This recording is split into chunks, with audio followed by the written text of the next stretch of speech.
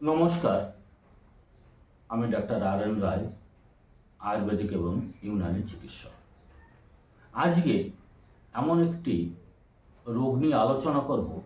এই রোগটির বর্তমান বহু নারী এই রোগে ভুগছেন, সেটি অনিয়মিত পিরিয়ড।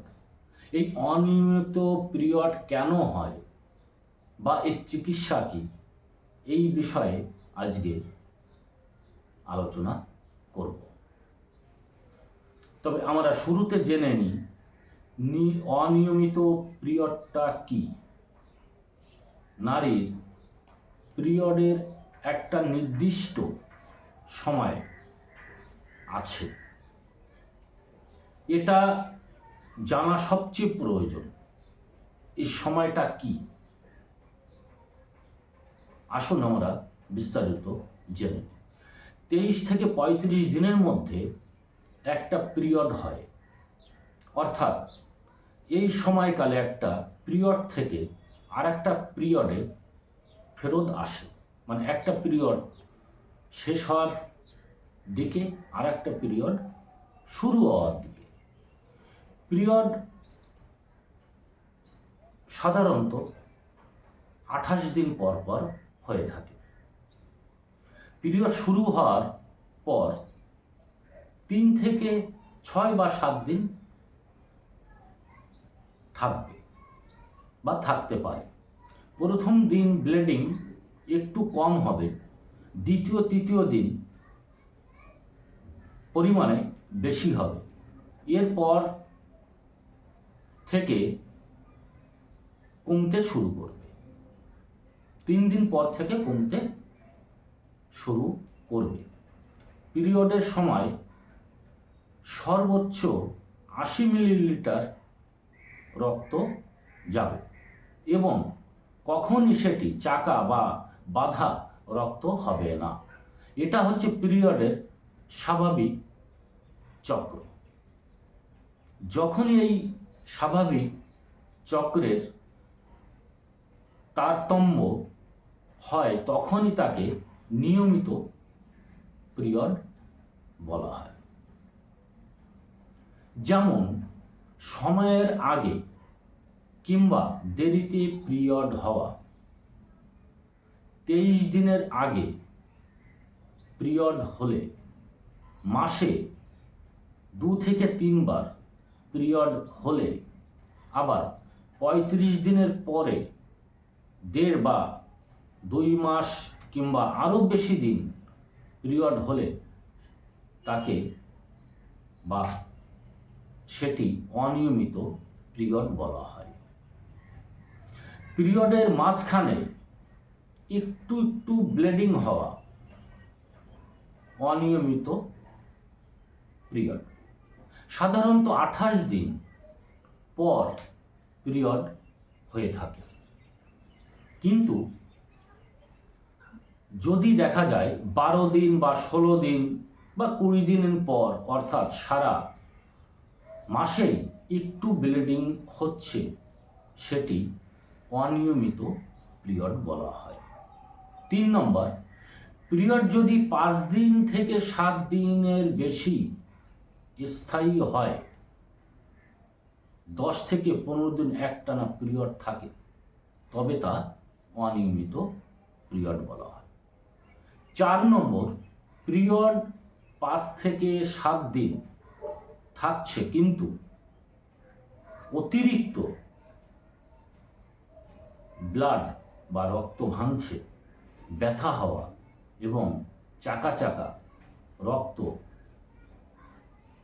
হওয়াকেও অনিয়মিত পিরিয়ড বলা হয়। তাহলে এই সমস্যাটা কেন হয়, এটাই আমরা জানার চেষ্টা করব। নারীর পিরিয়ড নিয়ন্ত্রণ করে হাইপোথ্যালামো পিটুইটারি ওভারিয়ান অ্যাক্সিস। এই হাইপোথ্যালামাস মানে মস্তিষ্ক। পিটুইটারি হলো মস্তিষ্কের একটি গ্রন্থি এবং ওভারি হচ্ছে ডিম্বাশয়। এই তিনটির সমমিলন বা প্রভাবের হরমোন তৈরি হয় এবং জরায়ুর উপর কাজ করে পিরিয়ডকে নিয়ন্ত্রণ করে। এই অ্যাক্সিসে যখন কোনো তারতম্য হয় তখন অনিয়মিত পিরিয়ড বলে। যেমন কিছু কারণ, এটি আরেকটু ভালো করে জেনে নেব। এবার 1 নম্বর, কিশোরী বয়সে পিরিয়ড শুরু হয় তাদের মস্তিষ্কের ম্যাচুরিটি না আসার কারণে ওভারির উপরে হরমোনাল প্রভাব অনিয়মিত হয়, যে কারণে 18 বছর পর্যন্ত অনিয়মিত পিরিয়ড হতে পারে। এর জন্য বিশেষ দুশ্চিন্তা করার প্রয়োজন নেই। আবার নারীর মেনোপজ, যেটা এই পিরিয়ড যখন শেষের দিকে চলে আসে তখন বয়সটা 45 বা 48 বা 50-এর আশেপাশে হয়ে থাকে। পিরিয়ড শেষ হয়ে যাওয়ার সময় সমস্যাটিতেও মস্তিষ্কের ম্যাচুয়াল হিসাবে কাজ করে বা করবে। প্রথম পিরিয়ড শুরু হওয়ার পরে এবং একেবারে শেষের দিকে হওয়ার আগে হরমোনাল তারতম্য কারণে পিরিয়ড অনিয়মিত হতে পারে। অনেকগুলো কারণ অনিয়মিত পিরিয়ড হয়। 2 নম্বর, অল্প বয়সে হিমোফিলিয়াস সহ রক্তের রোগের কারণে অনিয়মিত পিরিয়ড হতে পারে। 3 নম্বর, পলিসিস্টিক ওভারিয়ান সিনড্রোমের কারণে অনিয়মিত পিরিয়ড হয়ে থাকে। 4 নম্বর, জরায়ুতে কোনো অসুখ থাকলে সে কারণেও অনিয়মিত পিরিয়ড হতে পারে। এবার একটা প্রজনন বয়স থাকে। গর্ভধারণ এবং গর্ভধারণজনিত কারণে অনিয়মিত পিরিয়ড হতে পারে। 2 নম্বর, গর্ভপাত হলে পিরিয়ডের অনিয়মিত হতে পারে। সন্তান জন্মের পর কিছুদিন অনিয়মিত পিরিয়ড হতে পারে। সন্তানকে স্তনদানের সময় ফিজিওলজিক্যাল কারণে অনিয়মিত পিরিয়ড হতে পারে। অনিয়মিত পিরিয়ড অন্যতম কারণ পামকইন। এই পামকইন শব্দের অর্থটা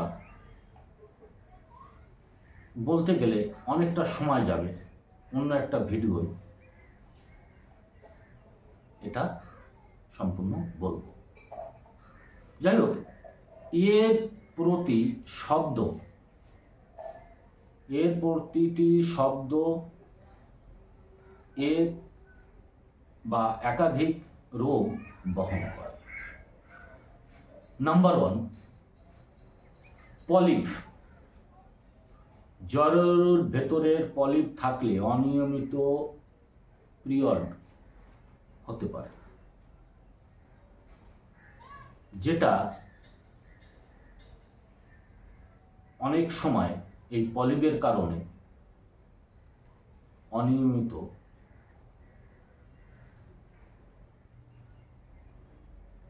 পিরিয়ড হয় এবং খুব যন্ত্রণা হয়। 2 নম্বর, অ্যাসিনোমায়াসিস থাকলে এটি জরায়ুর টিউমার, যেটাতে জরায়ুর অনেক বড় হয়ে যায় বা বাল্কি ইউরেটাস বলা হয়। 3 নম্বর কারণ লিওমায়ামা। এই লিওমায়ামা যা ফাইব্রয়েড নামে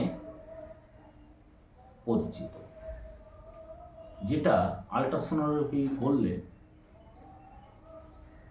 এই ফাইব্রয়েড নামে বা ওভারিয়ান ফাইব্রয়েড নামে লেখা থাকে। এক ধরনের টিউমার এটা। ম্যালিগনেন্সি জরায়ুর মুখে যদি কোনো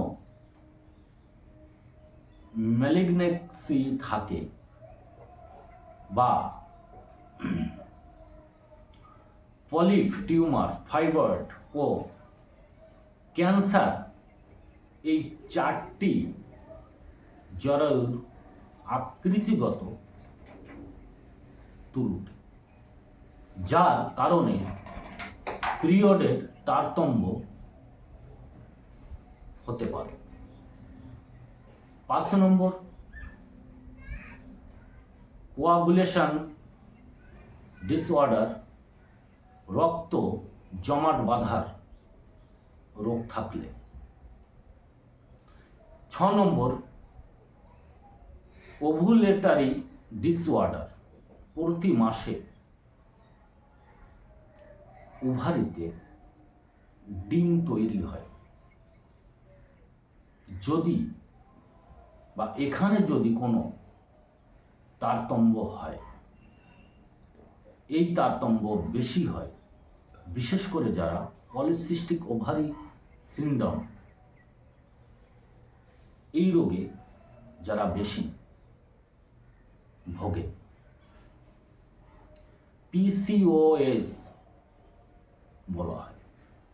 রোগীদের ওভুলেশন না হওয়ার কারণে অনিয়মিত পিরিয়ড হয়ে থাকে। তারা দেখবেন কিছু সংখ্যক মহিলা এই পলিসিস্টিক ওভারিয়ান সিনড্রোম রয়েছে, কিন্তু তারা দিনের দিন মোটা বা ওবেসিটি হয়ে যাচ্ছে, মোটা হয়ে যাচ্ছে, চেহারাটা ভারী হয়ে যাচ্ছে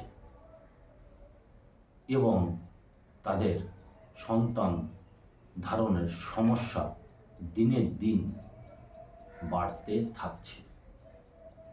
হয়তো তারা ভাবছে যে চেহারাটা খুব ভালো হচ্ছে, না, এটা খুব খারাপের দিকে যাচ্ছে। 7 নম্বর, আয়াট্রোজেনিক ঔষধ জনিত কারণে অনিয়মিত পিরিয়ড হতে পারে। চিকিৎসকদের দেওয়া ঔষধ নিয়ম মেনে না খাওয়া বা যেটা খাচ্ছিলেন সেটা হট করে বন্ধ করে দেওয়া, বিভিন্ন কারণে পিরিয়ড বা পিরিয়ডের সমস্যা হতে পারে। ডিপ ভেইন থ্রোম্বোসিস সহ রক্ত জমাট না বাঁধার জন্য দেওয়া বিভিন্ন ঔষধের পার্শ্ব প্রতিক্রিয়ার কারণে পিরিয়ড অনিয়মিত হতে 8 নম্বর অ্যান্ডোমেট্রিয়াম। এই অ্যান্ডোমেট্রিয়াম পলিপ, অ্যান্ডোমেট্রিয়াম ক্যান্সার। অ্যান্ডোমেট্রিয়ামে যদি কোনো রকমের সমস্যা থাকে বা যদি কোনো রোগ থাকে তাহলে কিন্তু অনিয়মিত পিরিয়ড হবে। 9 নম্বর, উপরের বিষয়গুলো ছাড়াও জানা যায়নি এমন কিছু কারণ অনিয়মিত পিরিয়ডের কারণ হতে পারে, সেগুলি জানার চেষ্টা করতে হবে এবং বোঝার চেষ্টা করতে হবে কি কারণে আমার অনিয়মিত পিরিয়ড হচ্ছে। এবার কিছু ঝুঁকি থাকে, সেই ঝুঁকিগুলো দেখা যাক কি কি ঝুঁকি। নিয়মিত বা অনিয়মিত পিরিয়ডটা সবসময় আমাদের মনে রাখতে হবে, বা যদি কোনো 1 মাস যদি কোনো সমস্যা হয়ে থাকে সেটা আলাদা ব্যাপার। দিনের পর দিন যদি অনিয়মিত পিরিয়ডের সাধারণত ঝুঁকির মধ্যে রয়েছে রক্তশূন্যতা দেখা দিতে পারে, অ্যানিমিয়া কারণে দুর্বলতা এবং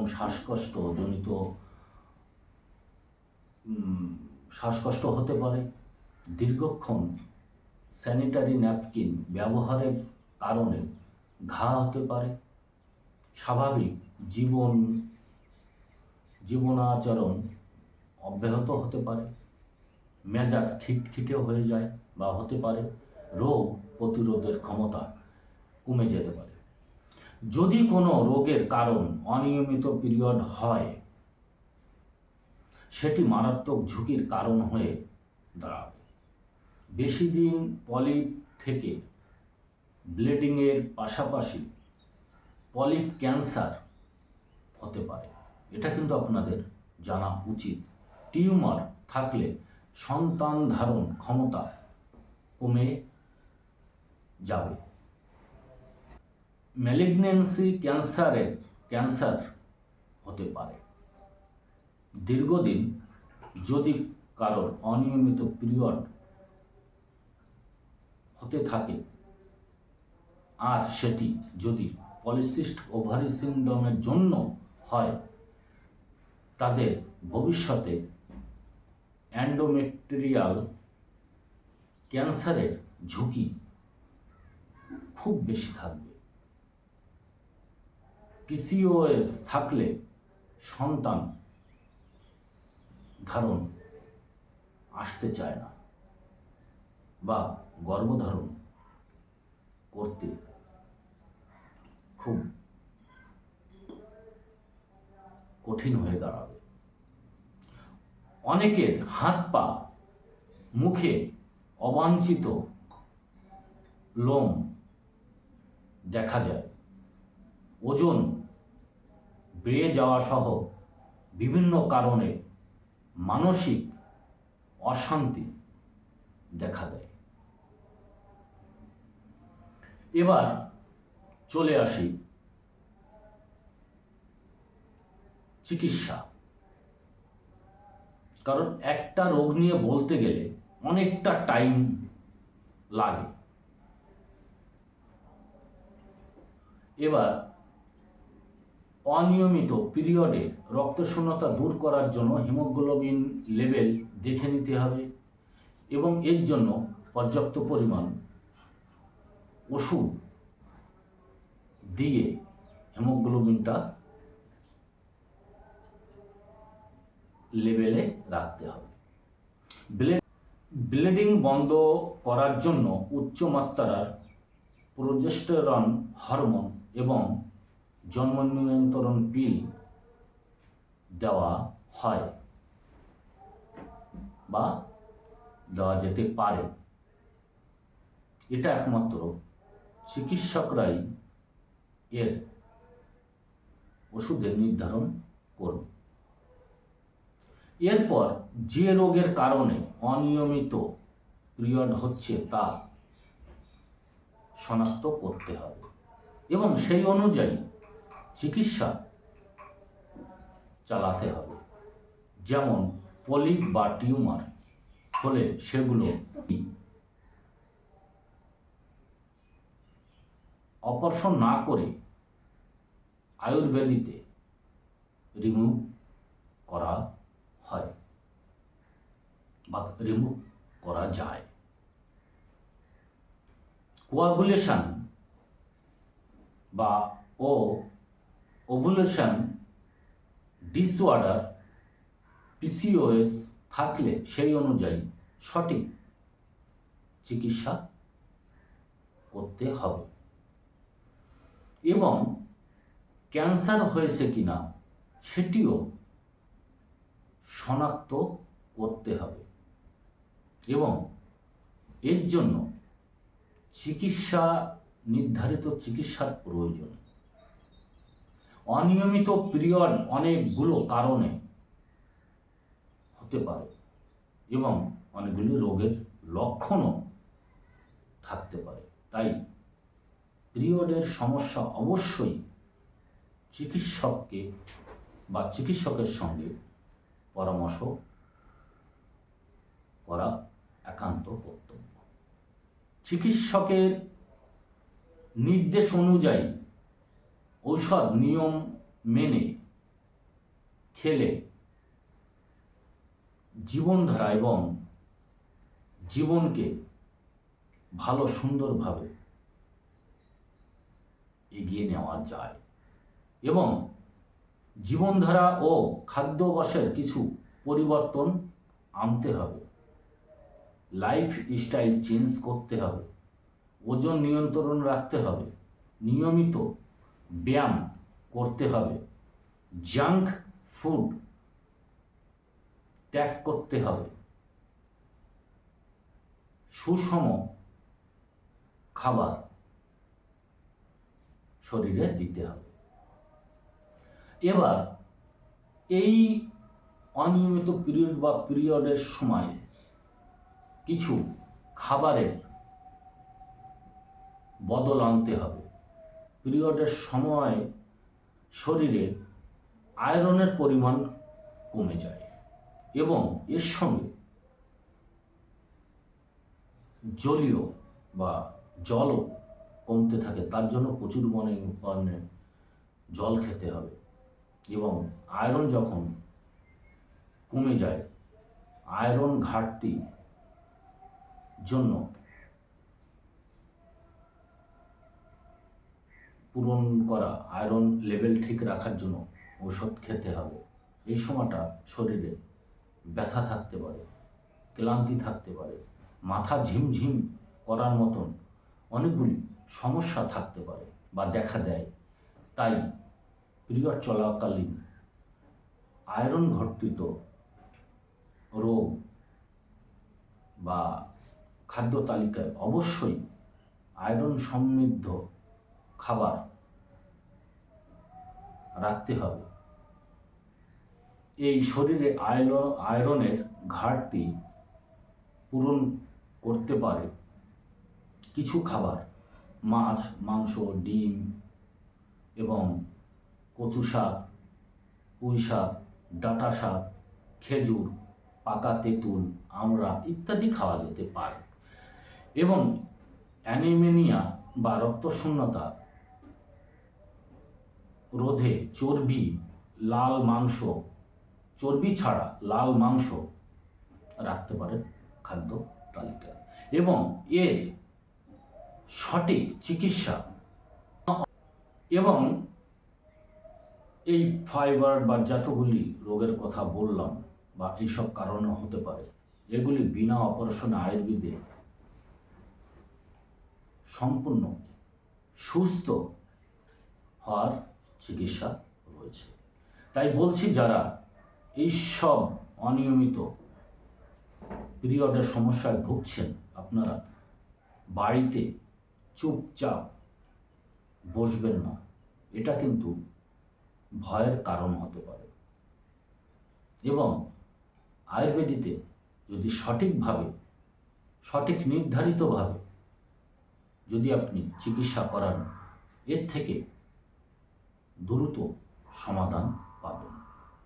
তাই আজকের সময় তো খুব অল্প, তাই আজকের মতন এখানেই শেষ করছি। দেখা হবে আগামী ভিডিওতে। সবাই ভালো থাকবেন। নমস্কার।